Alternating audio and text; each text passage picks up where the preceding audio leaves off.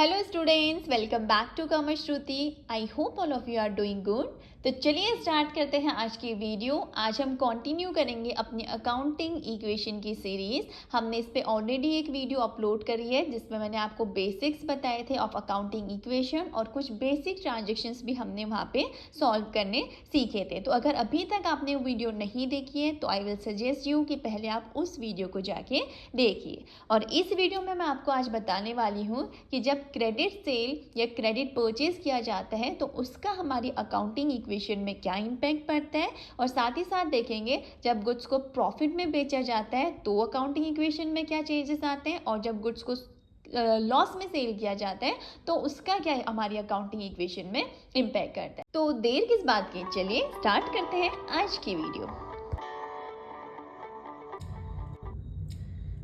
Last video में मैंने आपको बताया था कि जब भी गुड्स परचेज किए जाते हैं कैश में तो उसका क्या इम्पैक्ट पड़ता है हमारी अकाउंटिंग इक्वेशन में। तो आज मैं आपको बताती हूँ जब गुड्स कैश में ना परचेज करके क्रेडिट में परचेज किए जाते हैं। क्रेडिट में परचेज करने का मतलब क्या है कि जब गुड्स उधार में परचेज किए जाते हैं तो उसका क्या ट्रीटमेंट होता है हमारी अकाउंटिंग इक्वेशन पे। तो सबसे पहले ये समझते हैं कि जब हम गुड्स परचेज करें क्रेडिट में तो आपसे क्वेश्चन कैसे पूछा जा सकता है। देखो, या तो आपसे सिंपली पूछ सकता है purchase goods for ₹40,000 on credit. साफ साफ आपको क्वेश्चन में दे दिया कि ये जो गुड्स हमने परचेज किए 40,000 के, ये हमने उधार में परचेज किए।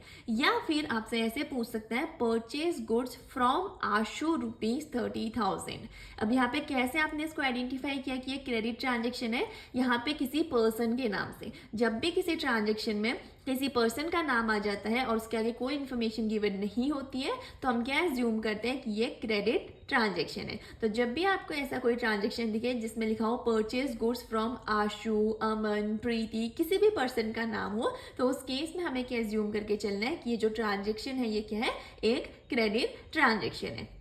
बट यहाँ पे एक चीज़ ध्यान रखने वाली है, वो क्या कि अगर आपको ये दे दे क्वेश्चन में कि परचेज गुड्स फ्रॉम आशु और इसके आगे लिख दे फॉर कैश, तो फिर वो ट्रांजेक्शन क्या हो जाता है आपका, कैश ट्रांजेक्शन। लेकिन सिर्फ नाम के बाद ट्रांजेक्शन एंड हो रहा है, दैट मीन्स ये क्या है, हमारे क्रेडिट ट्रांजेक्शन के एग्जाम्पल। आई होप आपको ये समझ आ गया होगा।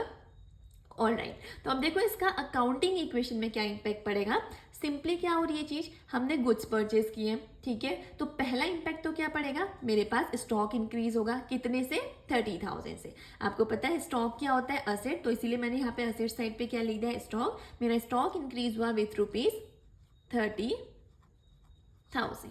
ओके, अब अगर एक कैश ट्रांजेक्शन होता तो दूसरा मेरा कैश जाता ना, मैंने एक हाथ से गुड्स ले रखा है तो दूसरे हाथ से मैं कैश पेमेंट करती उस गुड्स को परचेज करने के बदले, लेकिन मैंने यहाँ पे उधार में गुड्स परचेज किए। तो देखो सिंपली यहाँ पे क्या होगा, हमारी एक लाइबिलिटी बढ़ जाएगी। लाइबिलिटी क्या बढ़ेगी, हमारे क्रेडिटर्स बढ़ जाएंगे। क्रेडिटर्स कौन होते हैं, वो पर्सन, वो पार्टी जिसे हमें फ्यूचर में पेमेंट करना है। देखो मैंने यहाँ पे गुड्स परचेज किए ना आशु से 30,000 के और अभी तक पेमेंट नहीं किया, दैट मीन्स मुझे फ्यूचर में तो ये पेमेंट करना पड़ेगा। तो मेरी क्या हुई, एक लाइबिलिटी बढ़ गई।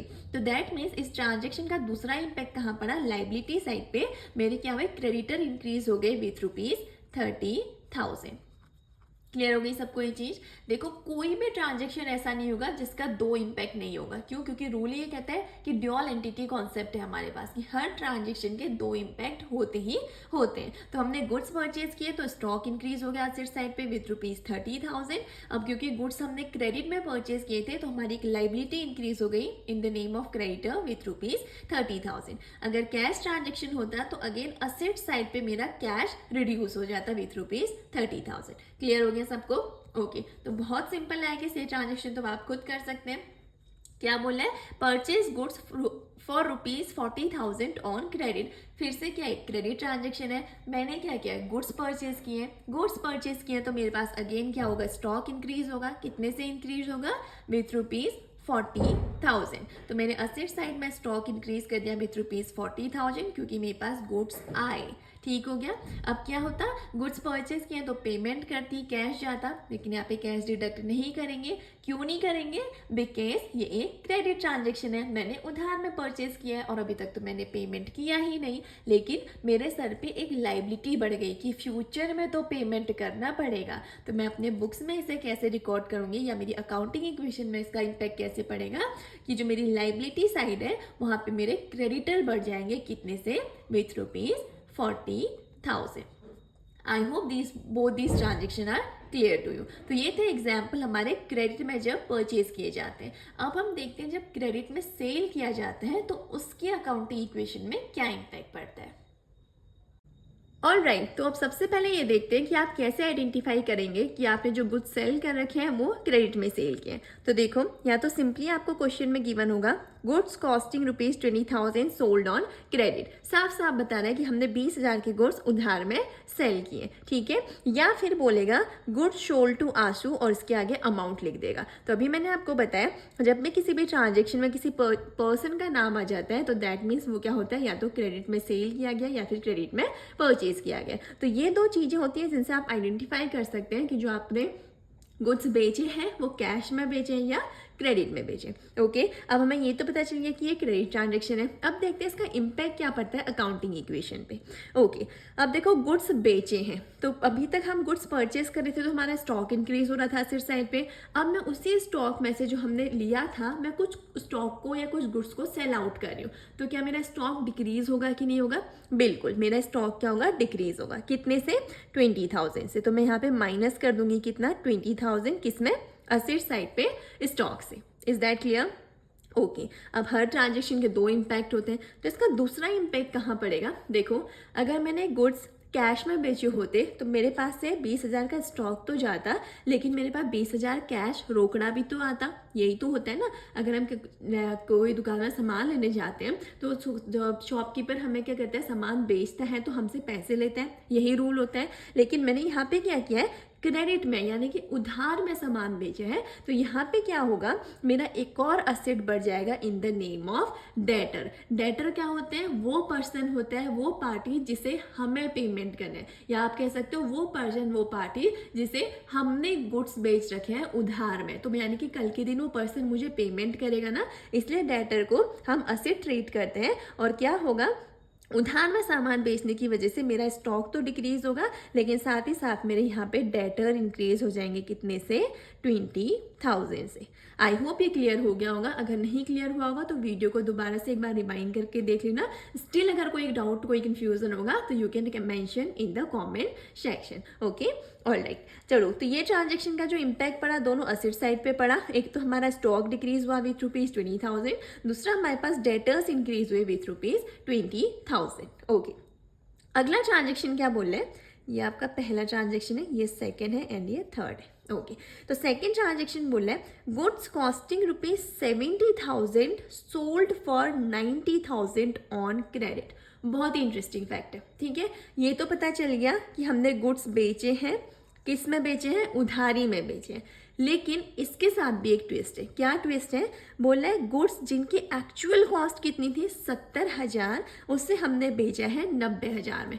तो अगर मैं ये सेंटेंस हटा दूं, मोटा मोटा आपको बताऊं तो क्या हो रहा है, मैंने 70,000 के गुड्स को बेचा है 90,000 में। क्या मुझे 20,000 का प्रॉफिट हो रहा है? बिल्कुल प्रॉफिट हो रहा है। चलो, आपको लेमन लैंग्वेज में तो ट्रांजेक्शन समझ आ गया। अब हमारी इक्वेशन तो लेमन लैंग्वेज नहीं समझती है, इसमें तो हर एक चीज़ लिखनी पड़ेगी। तो सबसे पहले देखो, स्टार्टिंग से करते हुए चलते हैं। सबसे पहले क्या हो रहा है, गुड्स बेचे जा रहे हैं। कितने के बेचे जा रहे हैं? जो उनकी एक्चुअल कॉस्ट है। मेरे पास 70,000 के गुड्स पड़े तो मैं 70,000 के ही तो गुड्स बेचूंगी ना, ठीक है। तो बोलना है कि गुड्स कॉस्टिंग ₹70,000 सोल्ड फॉर 90,000। तो दैट मीन्स मैंने 70,000 के गुड्स बेचे तो मेरे पास से क्या होगा, 70,000 का स्टॉक डिक्रीज हुआ होगा। राइट और रॉन्ग? जब मैंने कोई गुड्स बेचा तो मेरे पास से क्या होगा, स्टॉक डिक्रीज हुआ होगा। लेकिन कितने का स्टॉक डिक्रीज हुआ है? 70,000 का। समझ में आ गई बात? ओके, अब मैंने क्योंकि क्रेडिट में बेचे हैं तो फिर से मेरे पास डेटर्स आने चाहिए, ठीक है। डेटर्स आने चाहिए, डेटर्स ही आए होंगे क्योंकि मैंने क्रेडिट में बेचा है। तो डेटर्स कितने के आने चाहिए थे? जितने का मैंने गुड्स बेचा। लेकिन यहाँ पे क्या बोल रहा है कि मैंने गुड्स बेचे जरूर 70,000 के, लेकिन मेरे पास पैसा कितना आएगा फ्यूचर में, 90,000। दैट मीन्स यहाँ पे जो मेरे डेटर्स इंक्रीज होंगे वो कितने से इंक्रीज होंगे, 90,000 से। आई बात समझ में कि नहीं आई? हुआ क्या कि मेरे पास गुड्स की जो एक्चुअल कॉस्ट थी, जो मैंने गुड्स बेचे थे वो 70,000 के बेचे थे, लेकिन इस 70,000 के गुड्स को मैंने 90,000 में बेचा। तो अगर मेरे पास आज की डेट में कैश आता तो कितना आता? 90,000। लेकिन मैंने उधारी में बेचा है तो फ्यूचर में मेरे पास कैश आएगा, लेकिन कितना आएगा? 90,000। तो अब क्योंकि मैंने क्रेडिट में बेचा है तो कैश नहीं आया, तो मेरे पास क्या है? डेटर्स आए। लेकिन डेटर्स कितने से इंक्रीज होंगे? 90,000 से। शायद मैं उम्मीद कर रही हूँ कि आपको ये चीज़ यहाँ तक समझ आ गई। ठीक है, अब आप एक और इंटरेस्टिंग चीज़ देखो यहाँ पे। देखो, ट्रांजेक्शन के दो इम्पैक्ट जरूर होते हैं, और मैंने कहा कि हाँ ठीक है, हमारे पास से स्टॉक गया, हमारे पास डेटर्स आए। लेकिन यहाँ पे एक और चीज़ हो रही है, क्या कि हमारी अकाउंटिंग इक्वेशन टैली नहीं कर रही। मेरे पास से स्टॉक जा रहा है 70,000 का, लेकिन डेटर्स आ रहे हैं 90,000 के। तो यहाँ पे तो 20,000 का डिफरेंस आ रहा है कि नहीं आ रहा है? तो मैंने अभी आपको एक चीज़ बोली थी, मैंने 70,000 के गुड्स 90,000 में बेचे, दैट मीन्स मेरे लिए प्रॉफिट है। और रूल क्या कहता है कि जो भी इनकम है, जो भी गेन है, उनको हम कहाँ ऐड करते हैं? That will be added to capital. तो कितने का गेन हुआ है आपको? 90,000 माइनस 70,000, दैट इज 20,000। तो मैं 20,000 क्या करूँगी? कैपिटल में ऐड कर दूंगी। समझ में आई चीज़? अब मेरी अकाउंटिंग इक्वेशन टैली करिए, राइट और रॉन्ग? देखो, हमने क्या करा, जितने के गुड्स थे सिंपली पहले उतने के, जो गुड्स की एक्चुअल कॉस्ट थी ना, हमने उसे स्टॉक में से माइनस कर दिया। बहुत सिंपल है, ठीक है। फिर मैंने देखा कि एक्चुअल में मेरे पास पैसा कितना आया। मेरे पास पैसा नहीं आया, क्यों? क्योंकि मैंने क्रेडिट में बेचा था, तो पैसा नहीं आया, तो डेटर्स आए होंगे। कितने के आए? 90,000 के। तो सिंपली यहाँ पे इसको ऐड कर दो। अब जो डिफरेंस है मुझे साफ पता चला है, मुझे प्रॉफिट हुआ है। तो सारा प्रॉफिट या फिर जो भी इनकम गेन होती है उसे क्या करते हैं हम? All the incomes and gain will be added to capital. मैंने लास्ट वीडियो में भी बताया था। तो सिंपली क्या होगा, मेरे कैपिटल पे 20,000 रुपये ऐड हो जाएंगे। क्लियर हो गई सबको ये बात? गुड। एक और ट्रांजेक्शन में लेके आई हूँ ताकि आपको थोड़ा सा और क्लैरिटी आ जाए। बोला है goods costing ₹70,000 sold for ₹50,000 on credit. देखो सिंपल है, इस बार मैंने क्या किया, लेकिन जो 70,000 के गुड्स थे उन्हें 50,000 में बेचे। लॉस है, 70,000 की चीज़ को 50,000 में बेच दिया, तो यहाँ पे मुझे अब क्या हो रहा है? लॉस हो रहा है। तो देखो, लॉस प्रॉफिट को तो बाद में देखेंगे, पहले देखते हैं कि हो क्या रहा है एक्चुअली। गुड्स जा रहे हैं कितने के? 70,000 के। तो अगेन मैं क्या करूंगी, अपना स्टॉक डिक्रीज कर दूंगी कितने से? 70,000 से, यानी कि इतना मेरा माल बिक चुका है। ठीक है, अब मेरे पास कैश कितना आ रहा है? जितने में वो हमने बेचा है। कितने में बेचा है? 50,000 में। दैट मीन्स मेरे पास कैश आता 50,000, लेकिन ये कैश ट्रांजेक्शन नहीं है, ये क्रेडिट ट्रांजेक्शन है। तो मेरे पास डेटर्स आएंगे कितने के? 50,000 के। क्लियर हो गया? ओके। अगेन हमारी अकाउंटिंग इक्वेशन टैली नहीं करेगी, क्योंकि देखो यहाँ पे अगर मैं दिखाऊँ आपको तो माइनस भी 20 हो रहा था, प्लस भी 20 हो रहा था, तो हमारी अकाउंटिंग इक्वेशन टैली करती। लेकिन यहाँ पे क्या हुआ था? -70 प्लस 90, तो अकाउंटिंग इक्वेशन टैली नहीं करी थी क्योंकि प्रॉफिट था। तो वैसे अगेन यहाँ पे माइनस तो 70 हुआ, लेकिन आया तो सिर्फ 50। फिर से हमारी अकाउंटिंग इक्वेशन टैली नहीं कर रही है। तो अगेन क्या होगा इसका इम्पैक्ट? क्योंकि हमने इसे लॉस में बेचा है, तो रूल क्या कहता है? All the expenses and losses will be subtracted या will be deducted from capital. तो कितने का लॉस हुआ? 20,000 का। तो लॉस हुआ है तो कैपिटल से क्या हो जाएगा? माइनस हो जाएगा। क्लियर हो गया सबको? बहुत ईजी है। देखो, अगर प्रॉफिट हुआ तो कैपिटल में ऐड कर दो, अगर गुड्स को सेल करने में लॉस हुआ तो कैपिटल से माइनस कर दो। I hope this thing is clear to you. अब मैं आपको कुछ ट्रांजेक्शन करवाती हूँ, एक दो ट्रांजेक्शन और कर लेते हैं, जिसमें अभी हमने देखा कि क्रेडिट सेल के केसेस में कैसे हम इसको ट्रीट करते हैं। अगले में दिखाती हूँ अगर कैश में सेल किया होता तो इन सेम ट्रांजेक्शन का क्या इम्पैक्ट पड़ता अकाउंटिंग इक्वेशन पे। ओके, तो देखो अब ट्रांजेक्शन क्या बोल रहा है? कह रहा है goods costing ₹10,000 sold for ₹20,000 for cash. यानी कि हमने यहाँ पे क्या किया है? गुड्स बेचे तो है, लेकिन किस में बेचे इस बार? कैश में। तो ये कौन सा ट्रांजेक्शन है? कैश ट्रांजेक्शन है। ये तो चीज़ समझ में आ गई। आइए अब इस कैश ट्रांजेक्शन का अकाउंटिंग इक्वेशन में क्या इम्पैक्ट पड़ेगा वो देखते हैं। तो सबसे पहले वही, मैंने गुड्स बेचे, तो कितने के बेचे? यानी कि उनकी कॉस्ट क्या थी? 10,000। तो मेरे पास से जो मेरा स्टॉक है वो डिक्रीज हुआ होगा कितने से? 10,000, क्योंकि मैंने 10,000 का स्टॉक अपने बिजनेस से सेल कर दिया। ठीक है, अब गुड्स बेचा तो उसके बदले क्या आना चाहिए था? पैसा आना चाहिए था। तो बिल्कुल आया है। क्या बोल रहा है कि गुड्स बेचे 10,000 के थे, कितने में? सॉरी, गुड्स जिनके कॉस्ट 10,000 थी उन्हें कितने में बेचा था? 20,000 में। तो दैट मीन्स यहाँ पे मेरे पास कैश कितना आया होगा? 20,000 जो 10,000 के गुड्स थे वो मैंने 20,000 में बेचे, तो मेरा असेट साइड में कैश इंक्रीज होगा कितने से? 20,000 से। जो मैंने लास्ट ट्रांजेक्शन कराया था उसमें क्या हो रहा था, हमारे पास कैश नहीं आ रहा था, वो क्रेडिट ट्रांजेक्शन था, तो उसमें हमारे यहाँ पे डेटर्स इंक्रीज हो रहे थे 20,000 से। लेकिन यहाँ पे मैंने क्या किया है, कैश में सेल किया है, तो मैंने 10,000 की जो सेल किया उसके बदले मुझे 20,000 रुपीज़ मिले, तो मेरे पास से स्टॉक तो 10,000 का गया लेकिन कैश आया कितने का? 20,000 का। तो अगेन प्रॉफिट हुआ है मुझे, क्योंकि मैंने 10,000 की चीज़ को 20,000 में बेचा है, तो प्रॉफिट या फिर आपकी जो इनकम है उसको हम कहाँ ऐड करते हैं? कैपिटल में। कितने का प्रॉफिट हुआ है? 10,000 का, तो मैं कैपिटल में ऐड कर दूंगी कितना? 10,000। क्लियर है सबको? गुड। अब नेक्स्ट बोल रहा है ट्रांजेक्शन, गुड्स जिनकी कॉस्ट थी 30,000 उन्हें बेचा गया है 15,000 में, और कैसा ट्रांजेक्शन है? कैश ट्रांजेक्शन है। तो ठीक है, सबसे पहले हमें क्या करना है, हमें देखना है कि एक्चुअल में कितने कॉस्ट के गुड्स को बेचा गया है। तो मेरे पास कितने कॉस्ट के गुड्स बिके? 30,000 की कॉस्ट थी जिनकी गुड्स की, उनको बेचा गया, तो मेरे पास से स्टॉक कितने का जाएगा? 30,000 का। ये बात बेटा ध्यान रखना कि जो हमारा स्टॉक रिड्यूस होगा वो कितने से रिड्यूस होगा? जो उस गुड्स की एक्चुअल कॉस्ट होगी उससे हम उतने से हमारा स्टॉक रिड्यूस होगा। ठीक है। उसके बाद जो ये दे रहा है ना कि सोल्ड फॉर ₹20,000 या सोल्ड फॉर ₹15,000, इसका मतलब है कि हमारे पास पैसा कितना आया उस पर्टिकुलर गुड्स को सेल करके। तो देखो यहाँ पे मेरे पास पैसा कितना आया? 15,000, क्योंकि कैश ट्रांजेक्शन था तो मेरा कैश कितने से इंक्रीज होगा? 15,000 से। अब देखो मेरे 15,000 का मेरे पास कैश आया है, लेकिन मैंने गुड्स 30,000 के बेचे थे, तो साफ दिखा रहा है कि मैंने क्या किया? गुड्स को लॉस में बेचा है, मेरे को यहाँ पे लॉस हुआ है, यही तो इंडिकेट कर रहा है। और ऐसे भी नहीं समझ आएगा तो आप क्या देख सकते हो कि आपका माइनस तो 30,000 हुआ, लेकिन आपने ऐड सिर्फ 15,000 किया, तो कैसे आपकी अकाउंटिंग इक्वेशन टैली करेगी? यानी कि कुछ ना कुछ मिसिंग है। तो क्या मिसिंग है? That is loss. क्यों? क्योंकि जितने भी लॉस होते हैं उससे हम क्या करते हैं? कैपिटल से माइनस करते हैं। तो जब तक आप इसे कैपिटल से माइनस नहीं करोगे अकाउंटिंग इक्वेशन पूरी ही नहीं होगी। सो दैट मीन्स जो ये लॉस हुआ है मुझे 15,000 का, इसे हम अकाउंटिंग इक्वेशन से इसे हम कैपिटल से क्या करेंगे?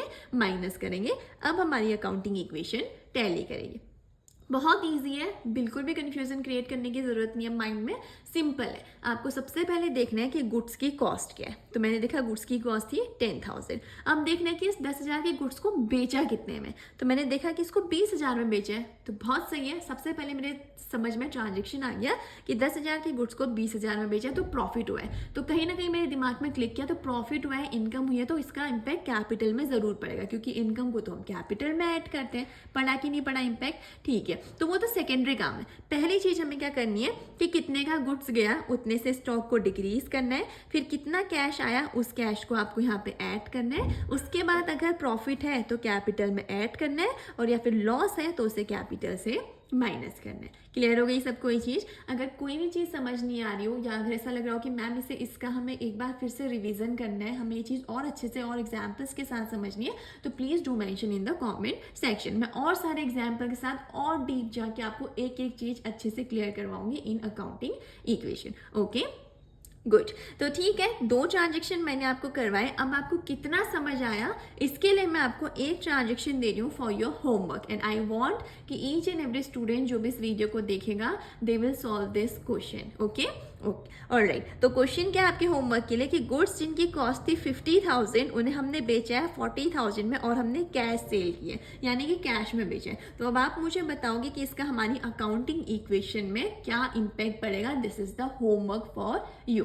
Okay alright. तो आज हमने कुछ एडिशनल क्वेश्चंस करे अपनी अकाउंटिंग इक्वेशन के, कुछ एडिशनल ट्रांजेक्शंस देखे जिसमें हमने क्रेडिट परचेज, क्रेडिट सेल, या फिर हमने देखा कि जब गुड्स प्रॉफिट में बेचे जाते हैं तो क्या उसका अकाउंटिंग इक्वेशन में इम्पैक्ट पड़ता है, जब गुड्स लॉस में बेचे जाते हैं तो क्या उसका अकाउंटिंग इक्वेशन में इम्पैक्ट पड़ता है। तो आई होप आपको सारे ट्रांजेक्शन्स अच्छे से क्लियर हो गए होंगे। मैं एक बार फिर से आपसे कह रही हूँ कि अगर कोई भी डाउट होगा, कोई भी कंफ्यूजन होगा, तो please do mention in the comment section. और अगर आपको वीडियोस पसंद आ रही है, कंटेंट हेल्पफुल लग रहा है, तो please do like, share and subscribe. Next video में भी हम सेम अकाउंटिंग इक्वेशन ही डिस्कस करेंगे। उसमें मैं आपके लिए कुछ और ट्रांजेक्शन्स लेके आऊँगी जो अभी तक हमने कवर नहीं किए। So stay tuned. आज की वीडियो को यहीं पे एंड करते हैं, मिलते हैं नेक्स्ट वीडियो में। Till then thank you so much, bye bye.